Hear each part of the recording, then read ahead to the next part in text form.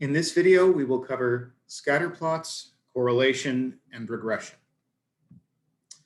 A correlation exists between two variables when the values of one variable are somehow associated with the values of the other variable.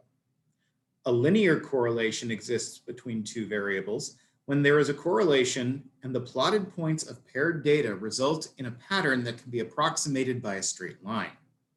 A scatterplot, or scatter diagram, is a plot of paired XY quantitative data with a horizontal x-axis and a vertical y-axis.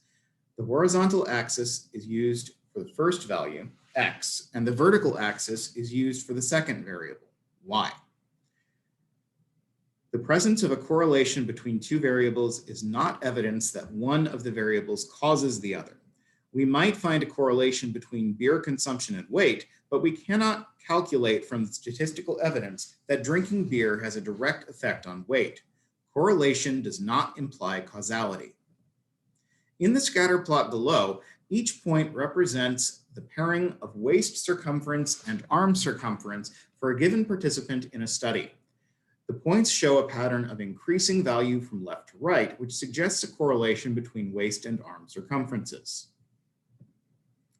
In the scatter plot below, each point represents the pairing of weight and pulse rate data for a given participant in a study. The points do not show any obvious pattern, and this lack of pattern suggests there is no correlation between weight and pulse rate. The scatter plot below depicts paired data consisting of the weight and year of manufacture of 72 pennies. The scatter plot shows two very distinct clusters separated by a gap, which can be explained by the inclusion of different populations. Pennies made before 1983 were 97% copper and 3% zinc, but after 1983, pennies have been made with 2.5% copper and 97.5% zinc. The linear correlation coefficient is denoted by R, and it measures the strength of the linear association between two variables. The value of a linear correlation coefficient can be manually computed, see section 10-1, but in practice, it is usually found using statistics software or a suitable calculator. The compound value of the linear correlation coefficient is always between -1 and 1. If R is close to -1 or 1, there appears to be a correlation, but if R is close to 0, there's not appear to be a linear correlation. For the data in our scatter plot of waist and arm circumference, R equals 0.802, fairly close to 1. For the data in our scatter plot of weight and pulse rate, R equals 0.082, pretty close to 0. We will use the table below for deciding whether there is a linear correlation.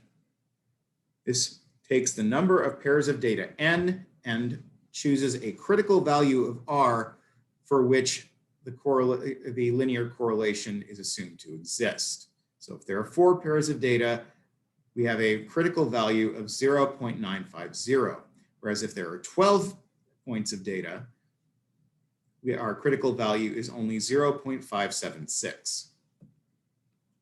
Consider the critical values from the table to be both positive and negative.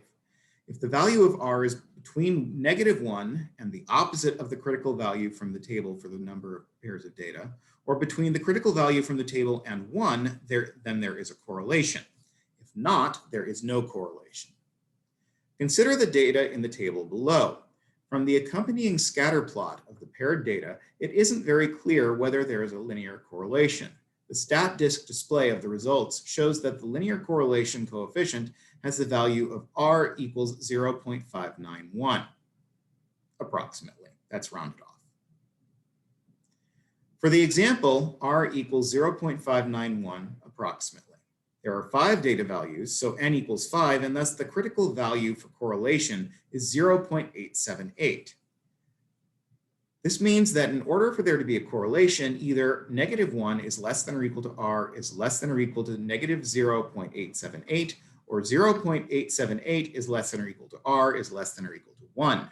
Since R equals 0.591, which is between -0.878 and 0.878, there is no correlation. In the real world of statistics applications, the use of tables, as we've seen so far, is almost obsolete. A more common approach is based on p-values. If there really is no linear correlation between the two variables, the p-value is the probability of getting paired sample data with a linear correlation coefficient r that is at least as extreme as the one obtained from the paired sample data. Only a small p-value, such as 0.05, a 5% chance, or less, suggests that the sample results are not likely to occur by chance when there is no linear correlation. So a small p-value supports a conclusion that there is a linear correlation between the two variables. In the previous example, only 5 pairs of data were used to try to determine if there is a correlation between shoe print length and height. In the scatter plot below, there are 40 pairs of data instead. This scatter plot shows a distinct pattern and has r equals 0.813 and a p-value of 0.000 when rounded to 3 decimal places. Because the p-value is very small, we have sufficient evidence to conclude there is a linear correlation. Given a collection of paired sample data, the regression line, or line of best fit, or least squares line, is the straight line that best fits the scatter plot of the data.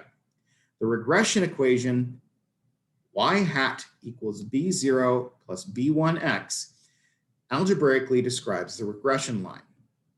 In the previous example, we saw a scatter plot of 40 pairs of shoe print lengths and heights. Here we see the same scatter plot with the regression line and stat disk display. From the stat disk display, we see the general form of the regression equation has a y-intercept of b0 equals 80.9 and slope b1 equals 3.22, both rounded. So the equation of the regression line shown is y hat equals 80.9 plus 3.22x. Note that the equation shows the y-intercept of 80.9 that does not appear on the vertical scale in the graph. The leftmost vertical scale in the figure is not the actual y-axis that passes through 0 on the x-axis. If the graph were extended to the left, the regression line would intercept the actual y-axis at the height of y equals 80.9 centimeters.